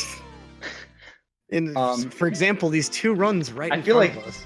I feel like I'm desperately trying to not think about elephants, and I'm just trying to find a way to just not think about elephants, but I can't seem to think about anything but elephants. Fun fact, I'm 2 for 2 in the chat just rioting, requesting my ejection from the booth. If you hear a Discord blub bloop, I guess you know what happened. CLG's in Hazy Maze Cave, and Dwhatever has 60 stars. He picks up that tricky triangle. Is everything going nice and easy for him? Just one more star necessary. Here's a little fun fact. The past 2 nights, both of the past 2 nights, I've had dreams about Fairly Odd Parents. Really? Yes. What episodes of Fairly Odd Parents? Not episodes. The first night I had a dream where a friend, Dwhatever missing the kick does not miss the God breeze. The ledge grab doesn't quite come out. He looks like he's gonna get that backup strat nice and clean. But the first night I had a friend who I had a friend who had 2 fairy godparents, but for copyright reasons, because my dreams are actually subject to RIAA clauses and statutes. So for copyright reasons, the godmother's name, I believe, was actually Fairy. So her name was Fairy, Faery, which of course is different from the show's name. And then the godfather's name was Cosmo. So a little bit of a hiccup there, convention mechanisms, but regardless, Dwhatever picking up these TTC 100 coin. You just nice and smooth movement through his first half here. And once he just gets into the star, he just gets into a nice rhythm, taking an extra ledge grab there, but recovering from it really nicely. I feel like Dwhatever just has a really solid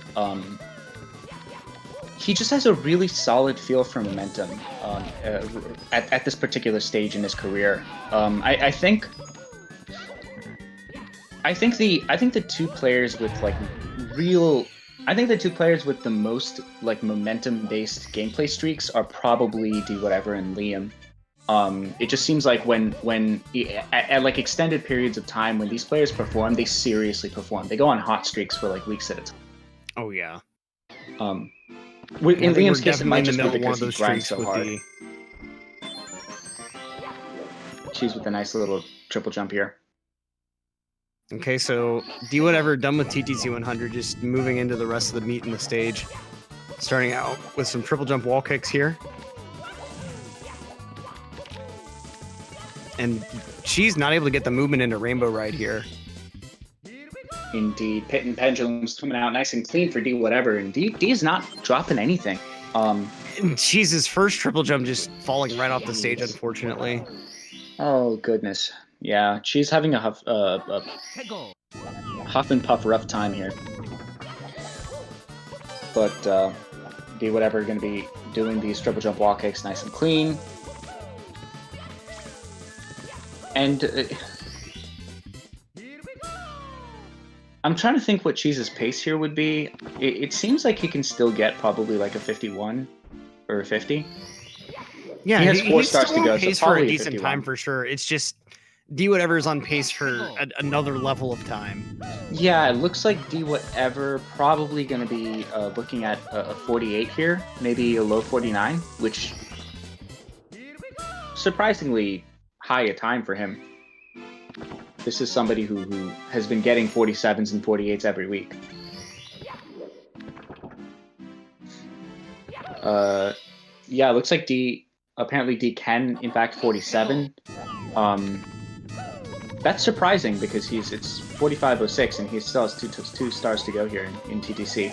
Yeah, I'm thinking we're looking at more than likely a 48 pace, but we'll It's have likely to a see. 48 pace. Really, really nice time jumps on moving bars, skipping every ledge grab possible, like skipping some side flips even with nice double jump wall kicks, like just really clean. Yeah, it looks like 47 isn't dead, but it looks like his current realistic pace is something around 48.0. Yeah, I can agree with that. So yeah. Cheese going into his last start here in Rainbow Ride and Dwhatever cleaning up here. I usually handicap it at about like 2 minutes after leaving TikTok clock is your general pace. Yeah, and with that rule in mind, a late 55 is like, or late 50 of some kind. And she's just long jumping right off the stage there. He's really struggling here. Cannot catch a break. With perfect stairs he's movement. Rock climbing, but his friend that is a practical joker, but is really probably an attempted murderer, coated the wall in mineral oil, and Cheese is just realizing it. Indeed. Co-commentator thinking a lot about murder here, kind of concerning in the booth.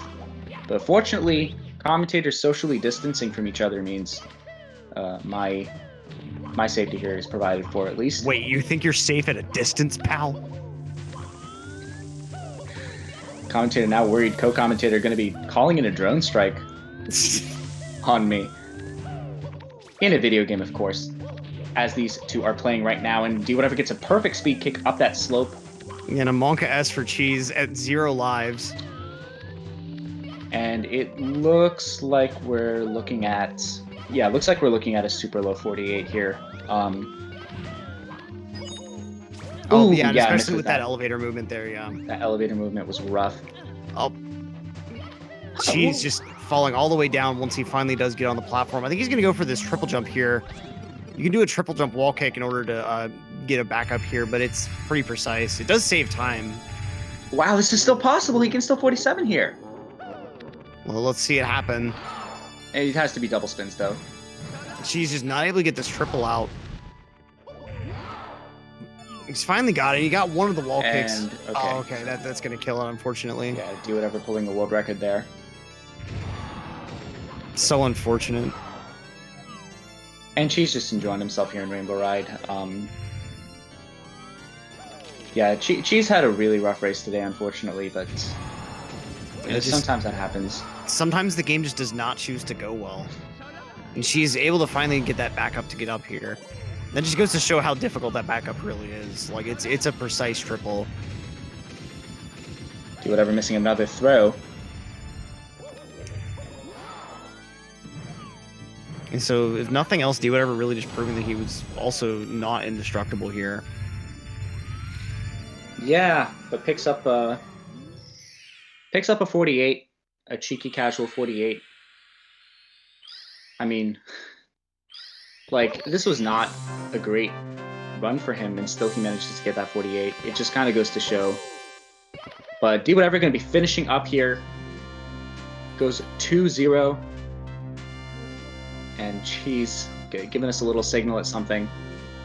But congratulations to Dwhatever. He will be going on to face the winner of the next match, which everyone should stay tuned for, as well as interviews coming in shortly.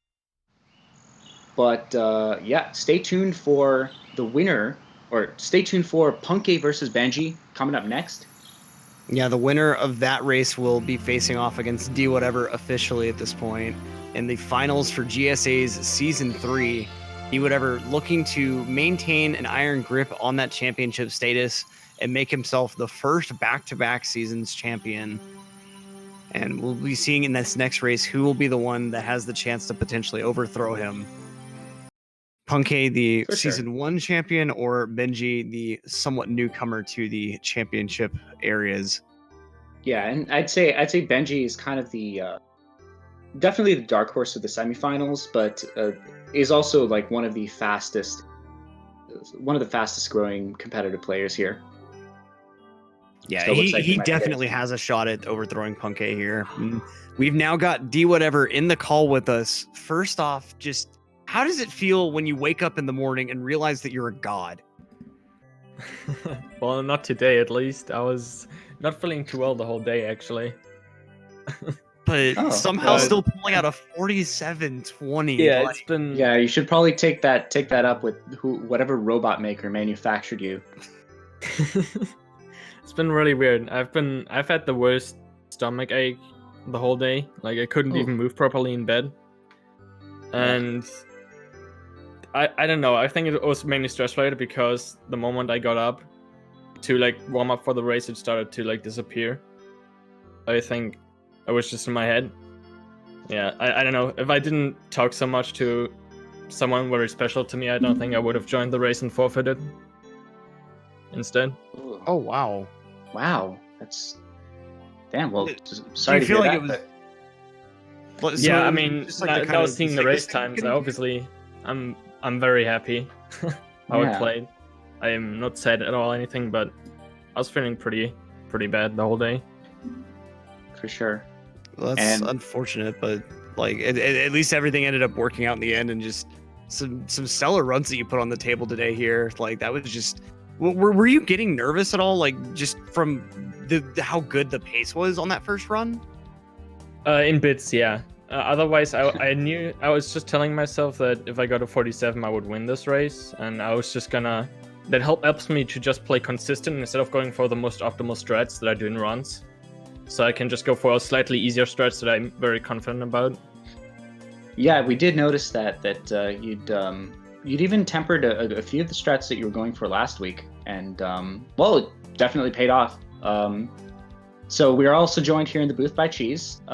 Cheese, I'm just gonna give you the floor. Like, just talk to us for a bit. I know commentating a race that's not close is a bit hard, so I feel for you guys. Also to chat, yeah. One of the commentators also said that in my chat too, that commentating a race that is like not like that's like a blowout is a lot harder than commentating a race that's close. So props to the commentators for that. I just didn't prepare myself enough, so it's my fault, and I just kind of accepted that and tried to have fun with it. And that's pretty much it, I guess. Yeah, I could have tried as hard as I can to maybe come back and hope that Dwhatever make mistakes, but I just didn't really. I got to a point where I just kind of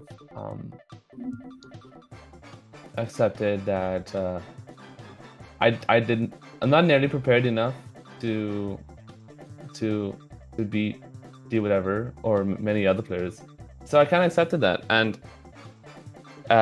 D definitely deserves to win the finals, so I just kind of I just kind of accepted it and tried to have fun. I want to say though to like people in chat or just people in the audience in general, just because I had a world record for 120 star for a long time, it has nothing to do with how good I am in general at the game. It doesn't mean that I'm the best of all time. It doesn't mean that I'm unstoppable, etc. Like me getting beat by somebody who actually has the world record in this category, you know, it's not like weird or unusual whatsoever. You know, it's all part of the game. I think when anybody who's good at pretty much anything, I don't know, like I always use Usain Bolt as an example, but it's a good example because I think it's very similar. If Usain Bolt it's very unfit, and he was not training at all, and then he joins the tournament or he has to do like an important race or something, but he's not nearly as fit as the other people. Very high chance that he would lose, you know, just because he was the best in the world or he had a good time, the best time for a long time in something. Doesn't mean that he would beat everyone just because he was known as like the fastest person or whatever for a while. So yeah, I guess I just want to put that up because a lot of people said to be confused when certain people lose or whatever, but it just said I wasn't prepared enough, and I think that's yeah. So I didn't perform nearly as good as I could, but I just accepted that, and yeah. Indeed, even the greatest world champion of athletes can be dethroned if they eat too much pizza beforehand. Exactly. But yeah. Go ahead. And I'm sure that our commentary was nothing short of distracting because I know you've said before that sometimes you have commentary active during races. But yeah. Indeed. Wait, can you repeat that again? I didn't. I'm sorry. I know you've said before that like sometimes you actually like have the commentary on during some of your races, so I usually always have it on. Nothing short of distracting. I always have it on because I like to whereas for some people say that things or noise makes them more pressured, it kind of helps me to get more competitive, so I actually like to hear it. Nice. And I noticed that would break the record. I enjoyed listening to commentary and stuff behind or in front of me. It just made me more competitive. Then I realized it wasn't working, but I didn't really expect it to make me play better anyway, so I muted it after a while, and I actually started listening to some music to see if that might, like, I was just interested to see how I could play with music, because I never really tried it before. It was interesting, but I don't think it made me play better, that's for sure. Yeah, I mean, it really comes down to each individual person's particular competitive mindset and kind of the state you're in that day, right? Sometimes it's commentary, sometimes it's music, sometimes it's just full on. Just sneezing. The sound of Dwhatever sneezing can actually be one of the more motivating factors. Actually, I'm so sorry. Oh, came out so fast. So a little Corona S in the chat for Dwhatever, but. So yeah, D. So going up against Punkgay or Benji, the winner of the next match. How are you feeling? Whom would you rather face? What do you think will be the best match? And yeah, what are your thoughts coming up? I think seeing how Benji has performed, I'm pretty sure it's gonna be Punkgay. I think Benji hasn't been playing as well as last season, I would say. Okay. But I don't mind either. I think I just generally always like to play my own game and not focus too much on my opponent, anyways. So, and I know if I get 47s, it's usually a win. So I try to just stay consistent. It's very, very efficient of you. Your definition of consistent is just incredible. I mean, I've been finishing a lot of runs lately as preparation for the league and getting 46, I guess. So that really helps. I feel like just last season, regular 49s were considered consistent at this level of play. And there's just a huge change occurring in this season. While we have you here, Dwhatever, and kind of to touch on like some of the things that Cheese brought up, do you feel like maybe because of like your grind for such an insane time that people haven't really thought was possible, like do you sometimes feel like sometimes people overestimate your skill level? And like does that kind of mess with you at some point? Yeah, I always think that, especially with the GSA League, that I have to win because I have world record and because I do 70 so much. But I try to just think of it as, I mean, you gotta put in the work anyways. Like, it's just as hard to stay at the top as it is getting to the top, I think. Mm-hmm. Well, So- It's super valid. The thing is, it works that way for every single thing in like anything you could think of that requires any sort of skill or time. That theory works for those things. Like everything in the world, it works for. If you're not prepared, For sure. you could be as good as you are. If you're not prepared for a certain thing at a certain time, you're still very likely to lose or not do as well. it's all about practice. Yeah, it doesn't matter if you're the best in the world or something. You could always lose. It's all about, you have to keep up to speed. It's the Yeah, name if of you're the not game. consistently like working on it, you're just gonna fall behind very fast, I think. Yeah. For sure. Well, congratulations to Dwhatever. GG's to both of you, and thank you for joining us in the booth. That was a great interview, and we appreciate both of you for joining us. That's going to be it for this match, but just in 5 minutes coming up is going to be Punkation versus Benji. Thanks, y'all, for watching. Continue to stick around for more exciting Mario gameplay, and in the wait, feel free to check out our sponsors, NordVPN and Onyx.tv, without whom none of this could happen. So thanks a lot, everyone, and we'll see you in 5 minutes. Yep. Peace out, gang. Hope to see you around. See you later. GG's. GG's.